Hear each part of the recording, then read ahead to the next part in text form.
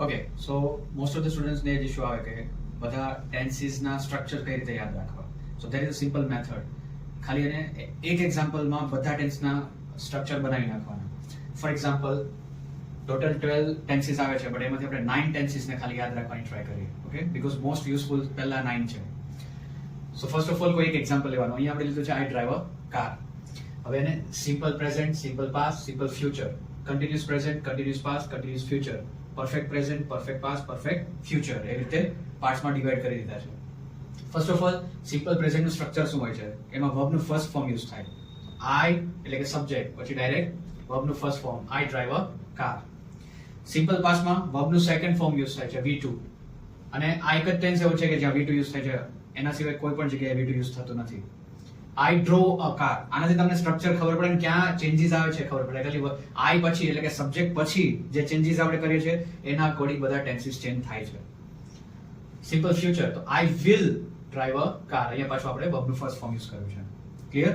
Than continuous present. So continuous પ્રેઝન્ટમાં I am driving a car. Am is are plus verb ING. હવે આ continue છે એટલે verb બધા આઈએનજી વાળા જ આવશે બધામાં. પ્રેઝન્ટ, પાસ્ટ, ફ્યુચર કોઈની પણ વાત કરો. ખાલી અહીંયા ખબર પડે કે તમે પ્રેઝન્ટની વાત કરો છો તો એમ ઇઝ આર, પાસ્ટની વાત કરો છો તો વોઝ વર પછી આઈએનજી, અને ફ્યુચરની વાત કરો છો તો will be then ING. Clear? Then perfect present, perfect past, perfect future. Perfect common છે તો વર્બનું થર્ડ ફોર્મ કોમન આવશે. બધામાં V3 આવે વર્બનું થર્ડ ફોર્મ. ધેન પ્રેઝન્ટની વાત છે તો હેવ હેઝ લાગશે. હેવ અથવા હેઝ આઈ સાથે તો હેવ લાગે obviously. Then driven a car. Perfect પાસ્ટમાં had plus driven a car. Perfect ફ્યુચરમાં will have plus driven car. અહીંયા હી, શી, ઇટ કંઈ પણ હોય વિલ હેવ જ રહે, વિલ હેઝ નહીં થાય. Clear?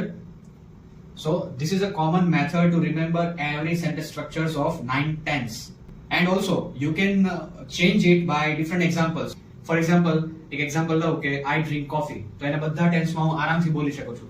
I drink coffee, I drank coffee, I will drink coffee, I am drinking coffee, I was drinking coffee, I will be drinking coffee, I have drunk coffee, I had drunk coffee, I will have drunk coffee. So it is quite easy to remember any sentence structure with simple example.